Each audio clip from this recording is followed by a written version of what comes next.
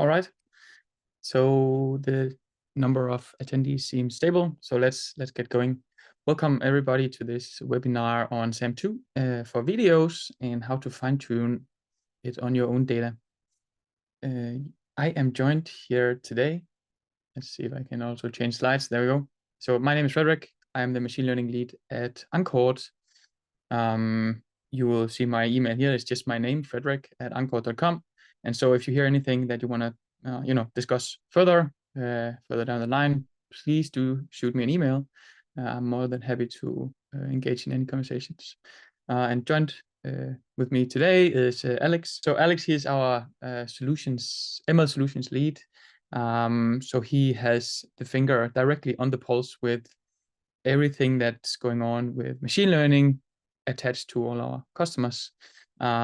Very happy to have you here today, Alex. So yeah, let's jump right in. The agenda for today is going to be talking about SAM2, of course, couple it with videos. We did a webinar a couple of weeks ago with SAM2 on images, where we covered some of the interesting bits there. Today, we're going to be more focused on video. Yes, we're going to also talk a bit about a data engine, which is something that sometimes get a little bit lost in social media, but we think it's very important to cover as well. Finally, we want to talk about fine-tuning, of course. Right, so let's jump right in. Right, so here is a little teaser, and maybe also a good time to pause really quick and say what is it that SAM does, or SAMV2 does. SAM is a shorthand for segment anything model, and what that means is that it's trying to be able to segment anything.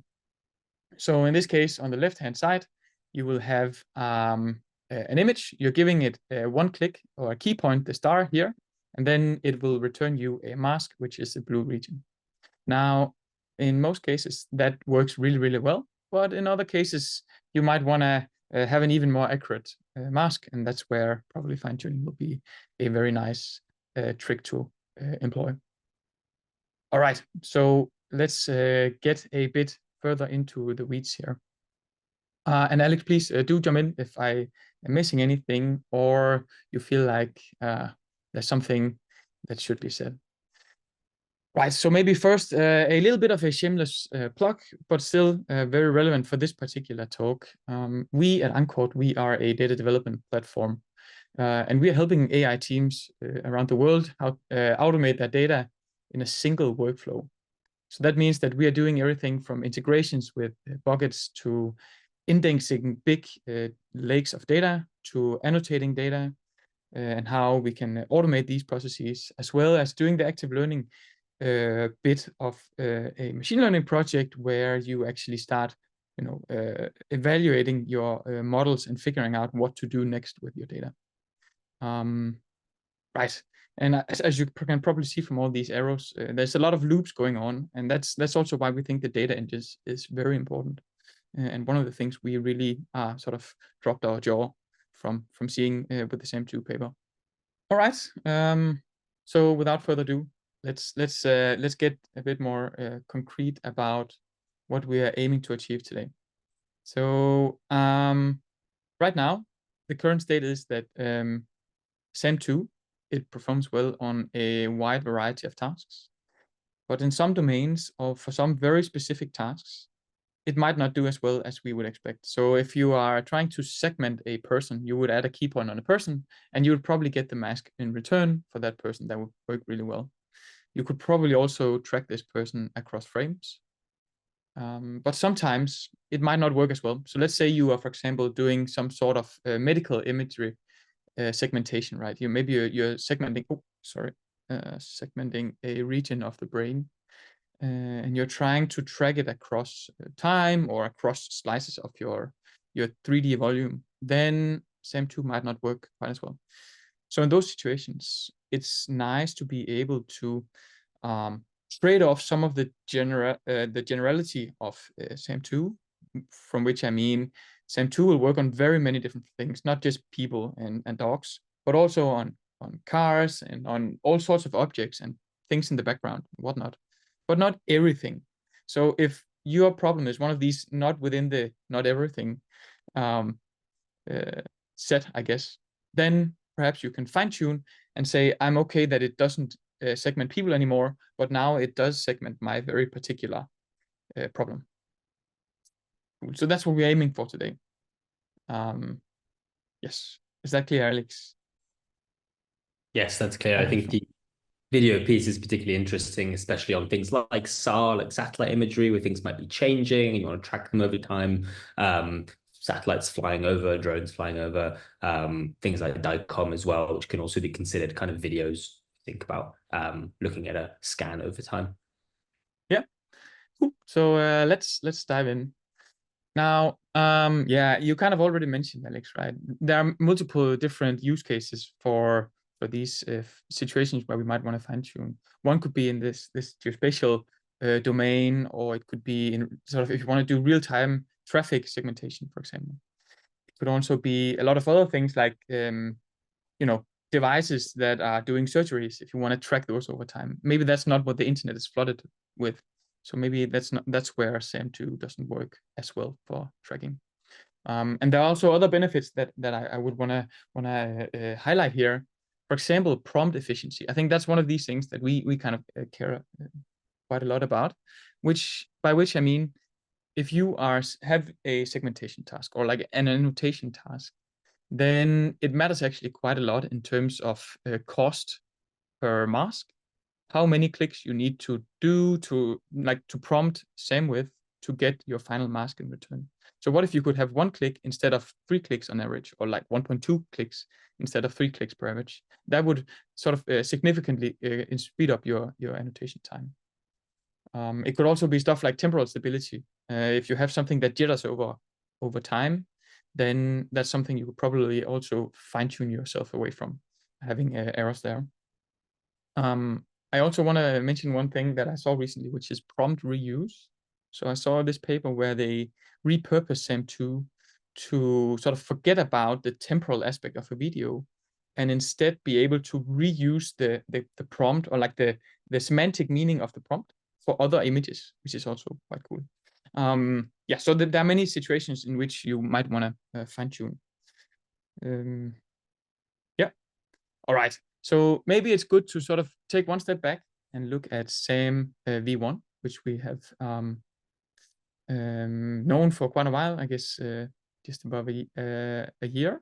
And then what is it that SAM v2 actually does differently? So I'm gonna maybe pause this video just for a second. So let's take a look at SAM v1. I think there were 2 key innovations, at least in my opinion, with SAM v1. The first one was the architecture, which allowed for very efficient annotation purposes, which is kind of interesting. So it has this architecture where it has a rather heavy image encoder. If we could see for this progress bar, it would say down here, it would take 0.15 seconds to run inference on one image. And then afterwards, it has a prompt encoder and a mask decoder. So that's the component that predicts a new mask. And they're really fast. Running this entire sort of sequence here takes 0.05 seconds. So it's really, really fast. That means that you can have sort of live feedback when you're adding more and more clicks. You will immediately see how masks change when you interact with the model, as long as you stay within the same image. And this is really good for static images, but for videos, it's kind of limiting in terms of how much you can employ your model for, and you can probably not get a real-time experience on videos if you want to track it over time. So something had to be done there in terms of SAM v2. Now, the second thing that they did very well with SAM v1 was their data engine. So what they basically did was they knew they wanted to build a model that could segment anything, right? And what do? You need a lot of labels before you can start segmenting objects. So what you do is you take all the data sets you can find that have labels already and associated classes. You just throw away the classes. So you don't care about classes anymore, you just care about the masks. And then you train your first model that'll take as input a random, let's say, pixel within a mask, and then it's going to try to predict the mask. And then iteratively, you will annotate with this first version of your model. You will annotate a bit more where you sort of can use it to get a rough mask, have an eraser and a brush to fix the masks. And at some point, you retrain the model and it becomes better. It requires slightly less adjustments.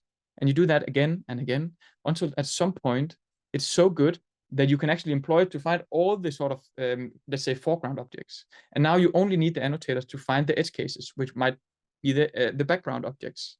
And then eventually it becomes so good at finding both foreground and background objects that you can actually just employ it. You can just release it and annotate, like in this case, 11 million images automatically with over 1 billion masks. And I think this sort of bootstrap to getting a lot of data you can train on, where you sort of iteratively employ better and better models, is very, very cool.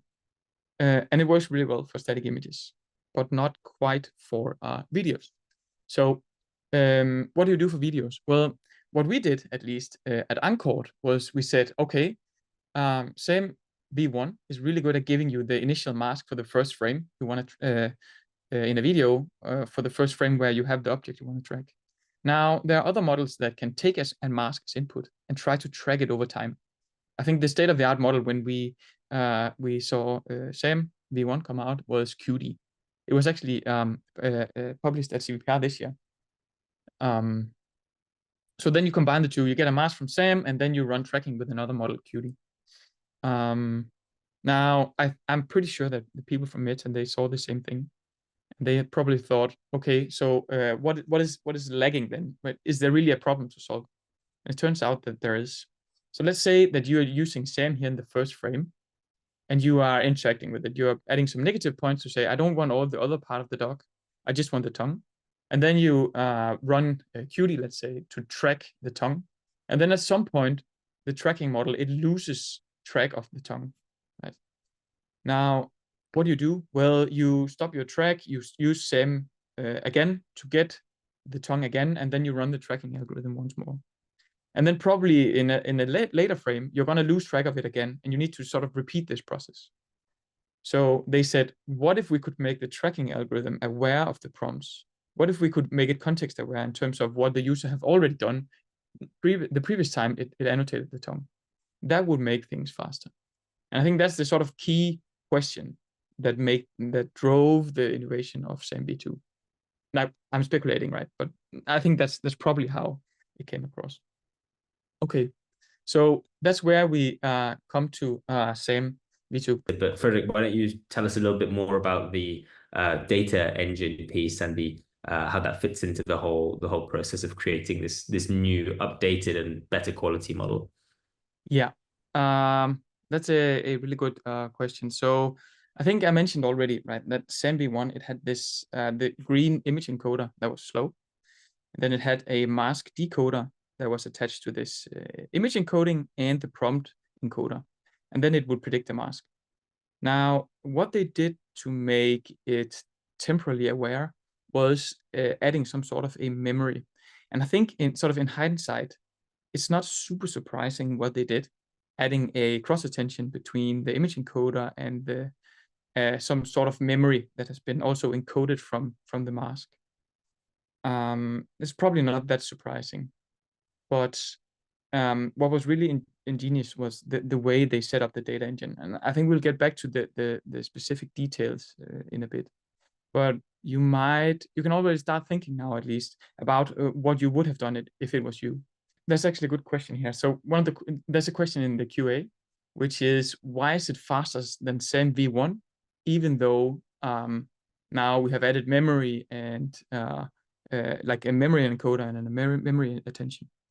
And the reason is because of a change in the image encoder. So it's actually not the same backbone, essentially. It's a different model architecture within the image encoder. It's a hierarchical model architecture now, which is much faster. So that's essentially why. That's the short answer. Right. But you can already now start thinking about how would you do it if you were to bootstrap the problem of getting a lot of data, annotated video data. And we can have a chat about it in a second. Oh, I guess now it's the time. The time's up. Right. So with SAMv1, I think I mentioned this already, they started with a very sort of not that capable model. They would do 6 iterations of annotating something, correcting masks with brushes and erasers, and then retraining the model a bunch of times. Then the second stage would be already just pre-populate with high confidence predictions, not even consider them, just say they are going to be okay. And then ask all the annotators to only annotate things that are missing. So that would probably be stuff in the background or stuff that is just like seems less relevant to annotators in the first place. So that covers sort of corner cases. And then in the end, they released it into the wild. And this took them from annotating one mask in 34 seconds to 14 seconds within the first stage. It went back up in the second stage because it was like harder objects. And then in the end, it had like, I guess, no annotation time, no manual work to be done to actually scale the data problem.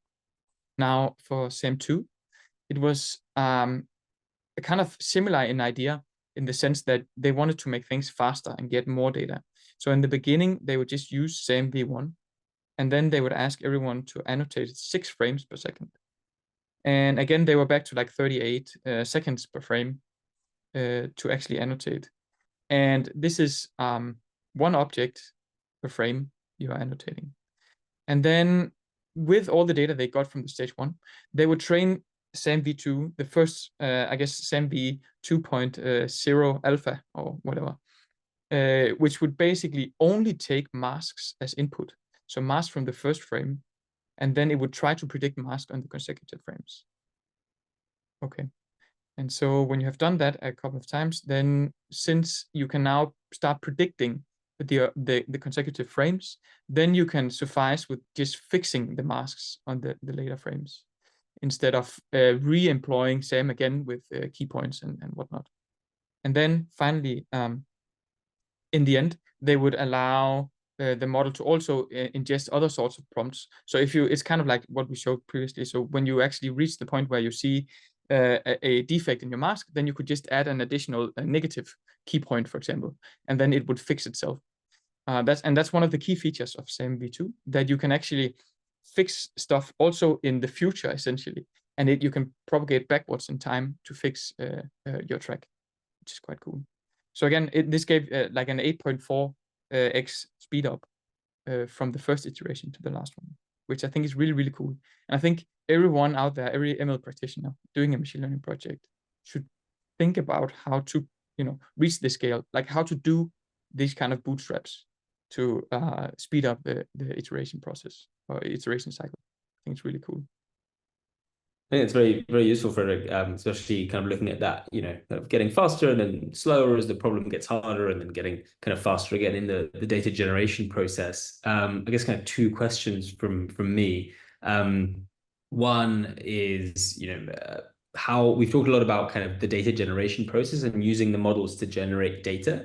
But can SAMv2 be used for like other things in production rather than just being a tool that helps us generate high quality masks more quickly to then maybe train some other model? Is it something that can also be useful to us, as is, or with a little bit of modification, but as a primary component of a production system?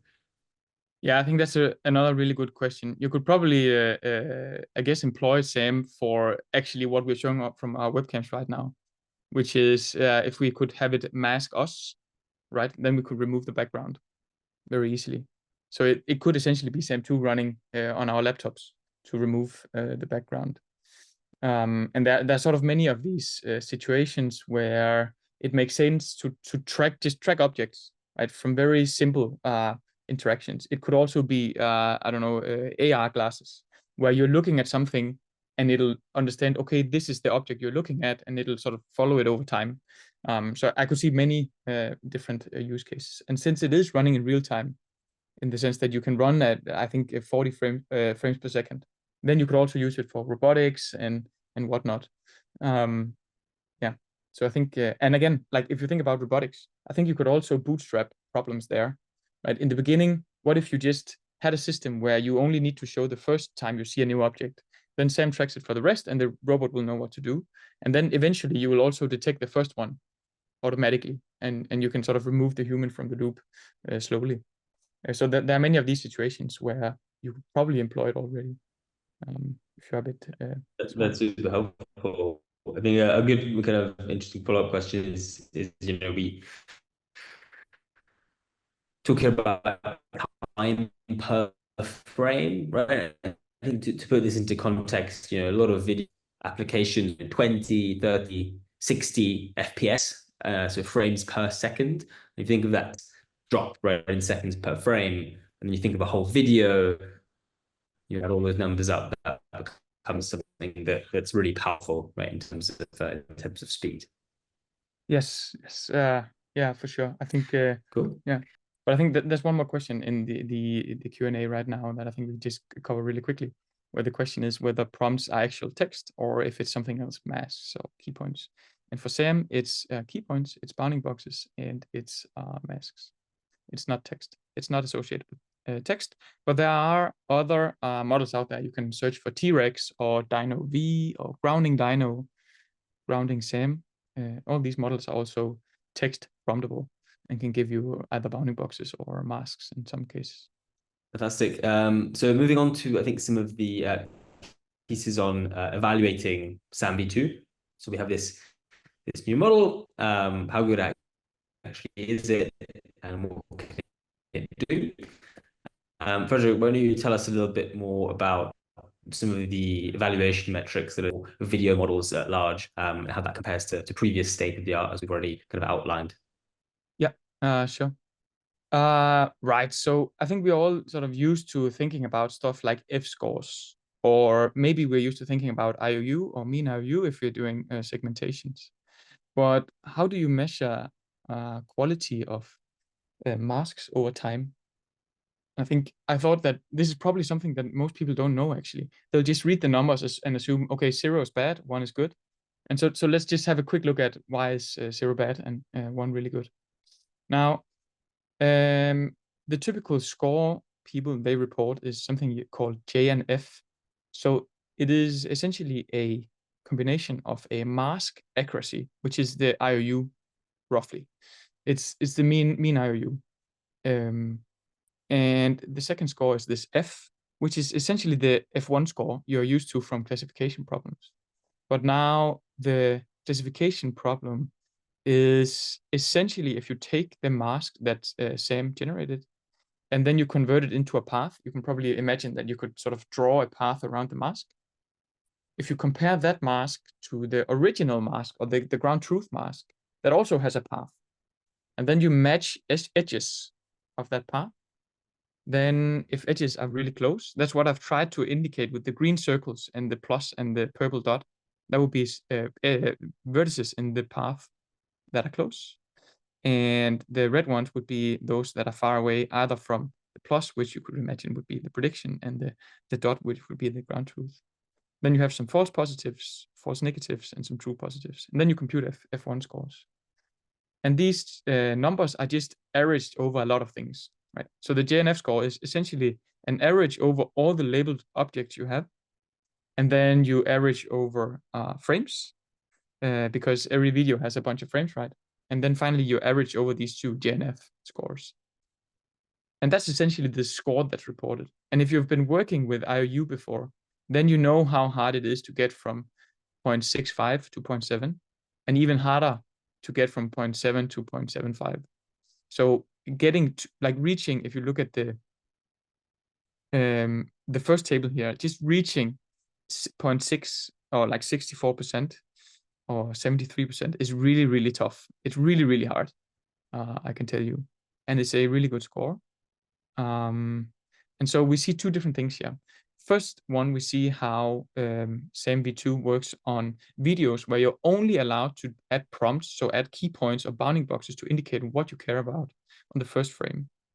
And SAM2 just does better than SAM plus Qt, for example, where SAM plus Qt was I guess the best, the state of the art before SAM2 came out. So I guess we did it right at that point, Alex. That's kind of reassuring, I guess. Now the second chart is showing you if you are actually allowed to annotate multiple frames with 3 clicks, then it compares sort of the accuracy of the JNF score, where you annotate more and more frames, so 1 through 8 frames. And again, SAM2 is just like blowing the other methods out of the water. So it is really good already before doing any fine tuning. That's one thing to be said. There's also one thing I think which isn't reflected by this graph, is also the workflow, right? So with SAM2, you click, you get a mask of, let's say, your dog, or the tongue of the dog. You watch the video, maybe you lose the tongue, you just click on it again, and then everything will, propagate, be fixed, look good.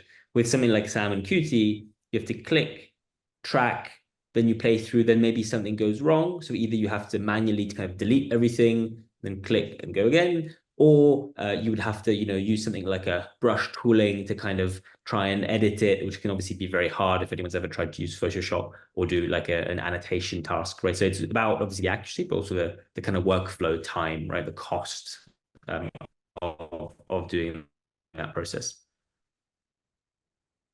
Yeah, exactly. And I think there was one question in the Q&A where it's about when objects disappear and re-enters. And SAM2 actually handles that quite well, but Qt did the same thing, I guess. Yeah. Okay, so we also did some like a lot of experiments on our side in terms of performance, both in terms of like memory and frames per second, these kind of things. So if you want a sort of cheaper hardware like a Tesla T4, then you will see that you don't get 40 frames per second. That's for sure, especially not on the large model. It'll be much slower.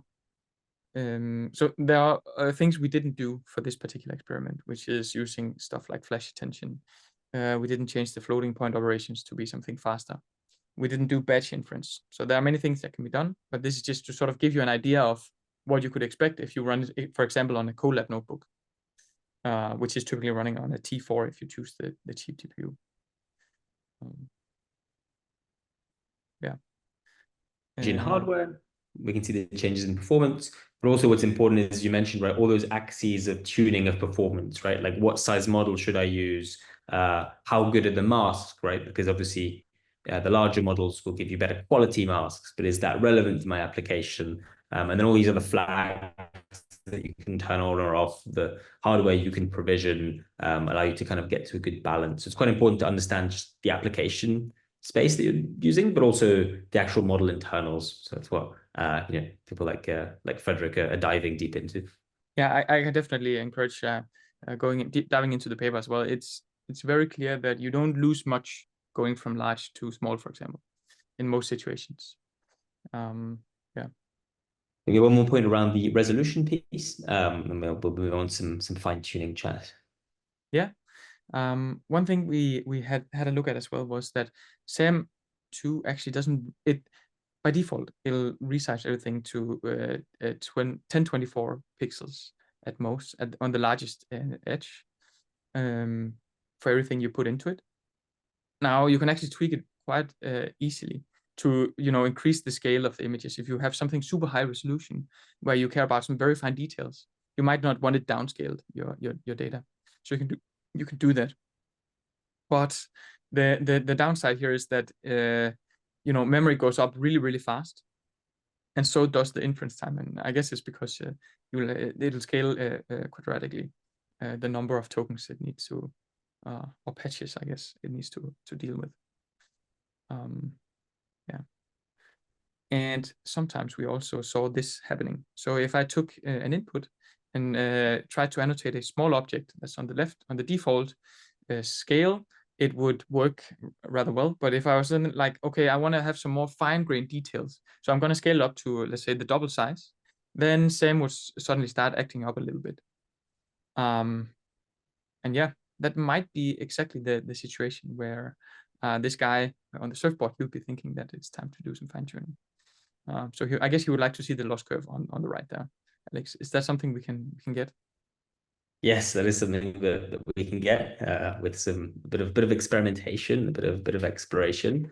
I think that is exactly the kind of use case you want to fine tune for. So we sometimes hear people saying, we'd like to fine tune this model, I think it's always important to take a step back and think, do I actually need to fine tune it, right? Does it actually already work well on my use case? Do I want to spend the time and resources and money to fine tune this model?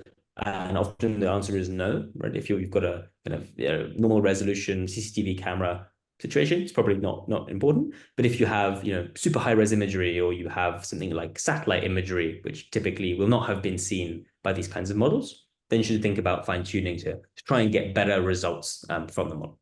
Cool. So I think we can dive into talking about some of the pieces around fine tuning and how that actually works in practice. Now, Frederick's already given you kind of the introduction on who we are. The reason I showed this slide again is that we often use our own platform to run these sorts of experiments, right?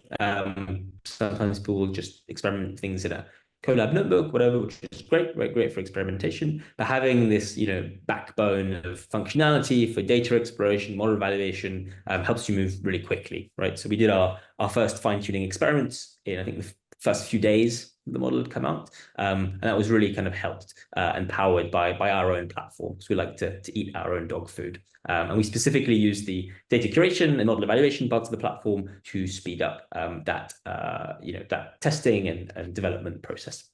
And the reason I mention that particularly is, that's a mirror of that data engine piece, right, that was so successful for Meta, right? They had a very well architected system for managing the data. Obviously, lots of clever innovation around the models, but without high quality kind of data pipeline, that wouldn't have amounted to too much, especially at the scale that they had to work at.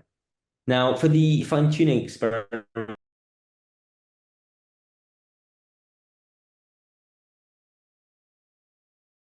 the main pieces here have been around essentially having a good understanding of the model internals and having a very strong kind of backing data curation system in order to select the right data and evaluate the quality of our fine-tuning.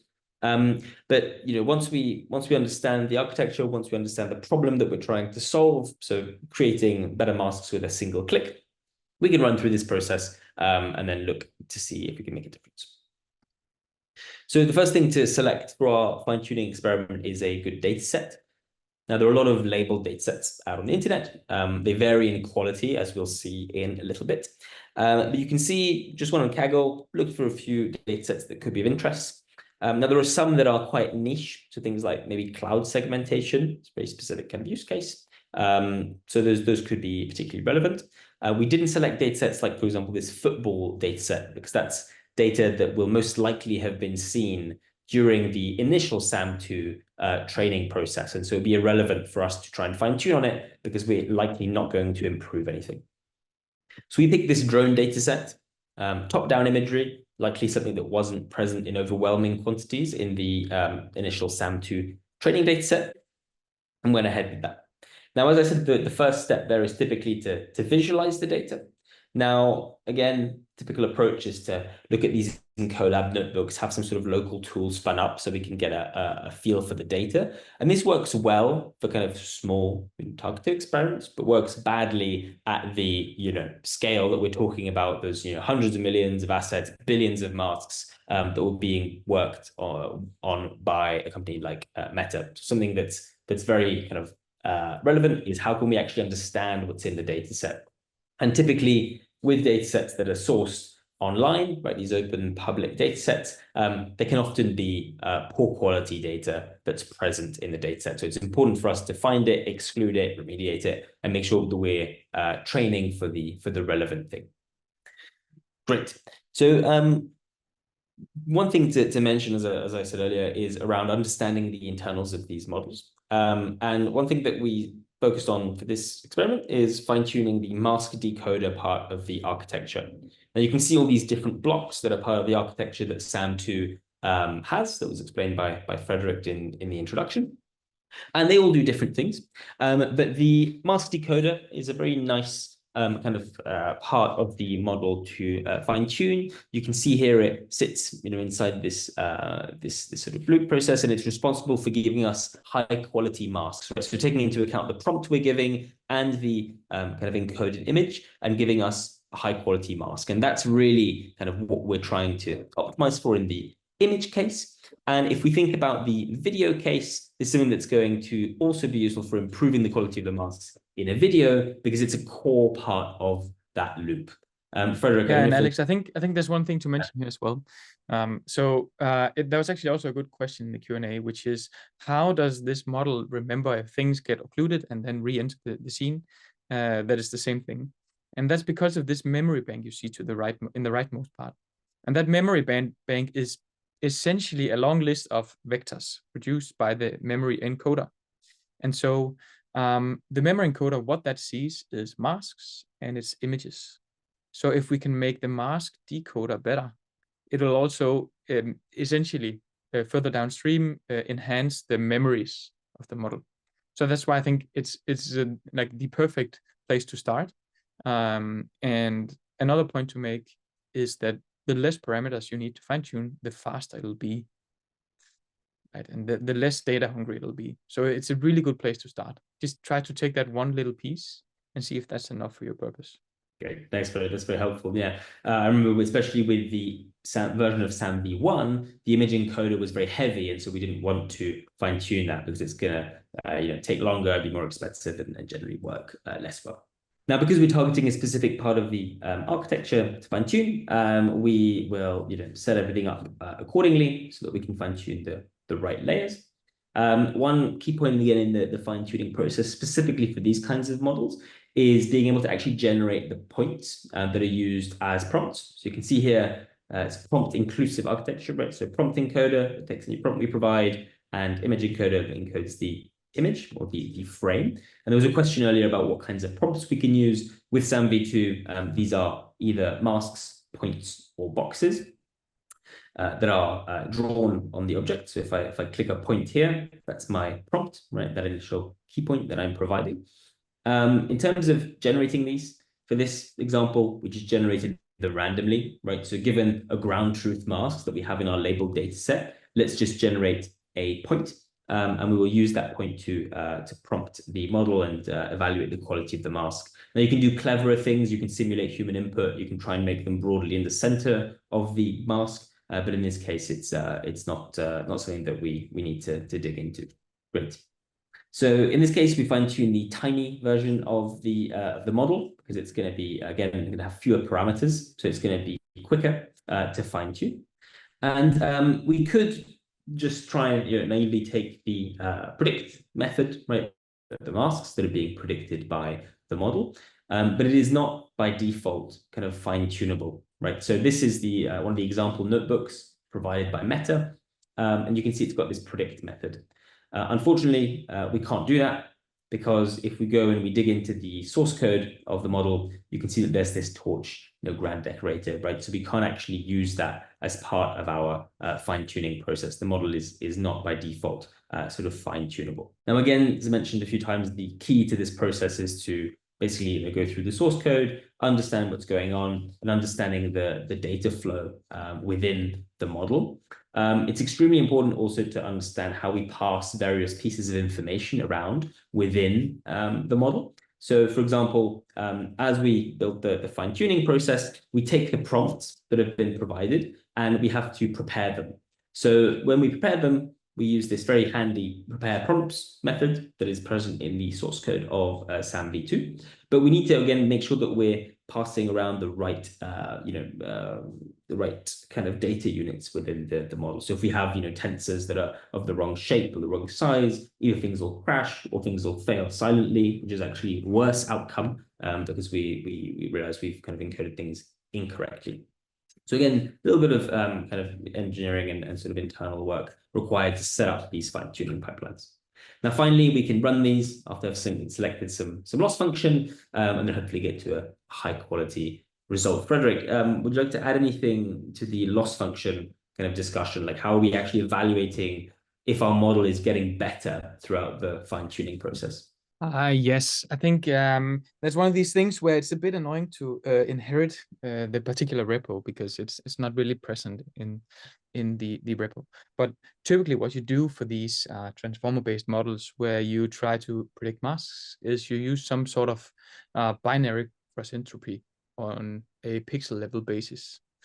And that's one thing you could do. I think for this particular example, I don't recall. I think mean squared error was probably what we did. It's also very, very easy to use, and it actually works in practice as well. That's kind of I think the two go-to methods. Yeah, and then of course there would probably be all sorts of irregularization if you wanted to train an entire model. But for fine-tuning, it's more about early stopping than it's about regularization in terms of weight decay or whatever. Thanks, Rick. I had a small live demo planned, but I think my internet is not going to allow us to go through that. But essentially, at a high level, we're going to go through the data set that we use as a source, and basically filter out all the bad quality items that are not relevant for our training goals. So after we've done that with a nice clean data set, you can see that we had fantastic kind of conversions in this particular setup. So that loss dropped quite precipitously. And we were then able to think, how can we actually evaluate the quality of what we've done, again, using our own kind of infrastructure and Docker to be able to do that. Now, this is the example that we showed at the beginning of the webinar. So you can see here that with a single prompt dropped on this body of water, using the vanilla model gives us just a small kind of shaded area. And the reason for that is actually there's some wind over this lake. And the kind of difference in ripples that are being created by the wind are leading the vanilla model to perform very poorly. With a fine-tuned model, we can see that we, after that first prompt, get the whole lake included. And if you think about this in the context of a new kind of domain, right? So satellite imagery, aerial imagery, but it could be something else, right? Like industrial welding. That's something that these models haven't seen before in large quantities. And you think about that for images, we get a boost, right? Because if I was using SAMB2, I'd have to probably put in 2 or 3 clicks to get the result that we get with just 1 click with the fine-tuned version. But if we then extend this to video, you can again see how that speed advantage compounds, right? Video, you've got 30 frames per second, that's 30 images every second. And if the quality of those masks is poor, then the things like, being tracking and being able to have these objects be properly re-identified if they're occluded, etc., is going to be something very difficult and time-consuming. Great. So in summary, essentially, we've yes, so the Collab notebook, yes, something that we can share. I think we've shared it in the past. So something we can share if you email either myself or Frederick. We can share that. That's a question in the Q&A. So in summary, the fine-tuning process again allows us to improve the performance of state-of-the-art models without having to start from scratch, right? So we don't need to spend the same kind of money that Meta spent, looking at millions and millions of assets, billions and billions of masks. So already giving us a model that has a great general understanding of the world, we can spend relatively little money and time and resources in order to take this model and have it perform far better on our use case. In terms of the process for this, a toy project, it's great, something you can probably do just with a Colab notebook, and we encourage people to test that sort of approach out. But if you're looking to do this in very large scale with sensitive data sets like medical imagery, satellite imagery, these sorts of things, heavy assets, they take a lot of memory. You have millions of them. That's the sort of thing where you want to start to use kind of a proper data management platform to help you actually do this quickly and scalably. So as Frederick said, you should have any questions you have to our emails. We're going to have a short Q&A in a second. Before we do that, just want to flag that we have a webinar coming up, I think next month, on using agents. So how you can actually leverage these to automate most of the parts of the kind of data enrichment process. There's a QR code that you can scan or go to our website in order to register for that webinar. I think now is a good time for us to wrap up and address any questions that we've had in the chat. Great. Frederick, are there any particular questions that you've seen that are of interest? So there's actually one quite interesting one, I think, which is, it's kind of already a discussion within the QA board, which is about what if I know what I'm looking for, right? So I have SAM, and it can segment anything. And now I care about this one particular type of object.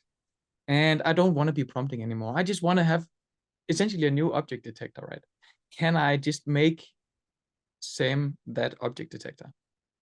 And I, leverage all the data Sam has seen already in some way to make it an object detector. And I think so I actually shared QA a link to a post, but Alex, if you go to the very last this slide, yes, exactly. I think this kind of answers the question. So these guys, this paper essentially came out a week after the same, I think, or maybe even the same week. It's kind of weird. I wonder how they did that. Anyway, that's another speculation. So what these guys figured out is a way to say, okay, if you look at the figure on the right, what if I use a couple of prompts to get the mask right in the first image? Can I then use that information to segment, other images?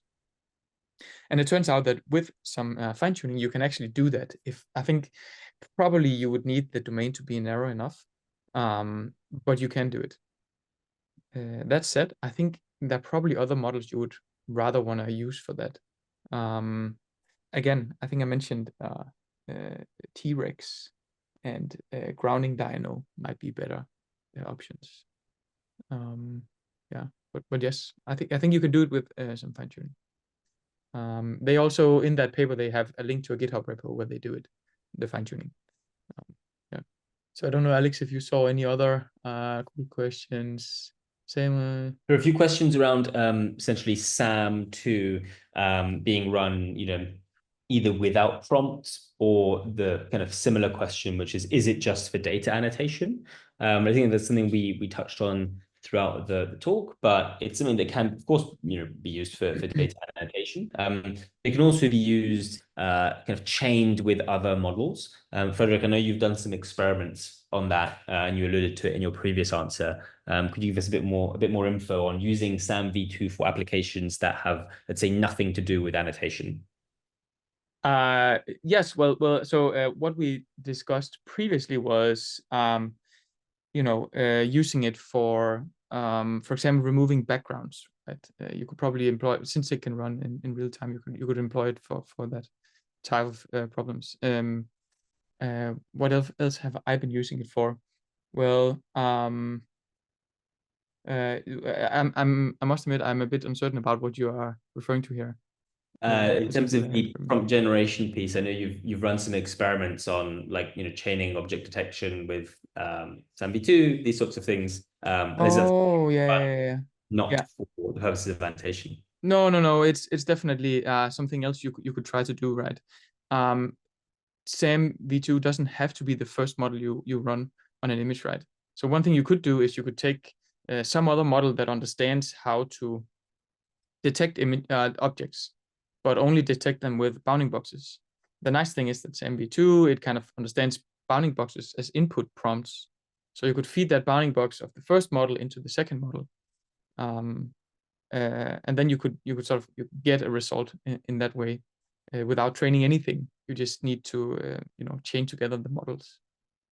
So another situation there would be if you already have an object detector, right, in-house for a particular problem, and now you want to be much more fine-grained, you could just stitch SAMV2 in the end of your chain and then get masks instead of running boxes. That would be pretty cool as well, I think. I think that's a kind of a natural place to wrap up. I think we've answered all the sort of pending questions here that I can see. Frederick, is there anything else you wanted to add as a closing remark? Otherwise, I think we're happy to wrap up. Let me see. No, I think we've covered the most interesting bits. I want to put a bit more weight on this coming up webinar.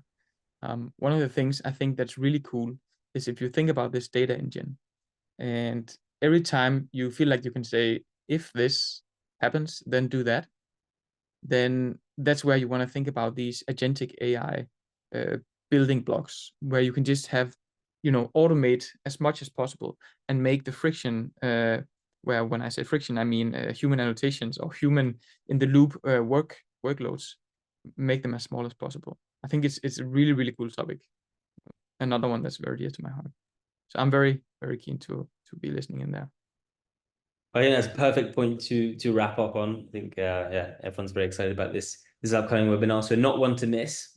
Please do sign up, and we hope you've learned something today. Again, if you have any questions, please forward them either to Frederick or myself, or you can also email sam2@encore.com for any information there. If you also want to talk about data, sort of enterprise grade data curation systems, then we're also, of course, the right people to speak to. So happy to go into more detail there. Great. Thanks, everyone. And yeah, we'll see you in the next one.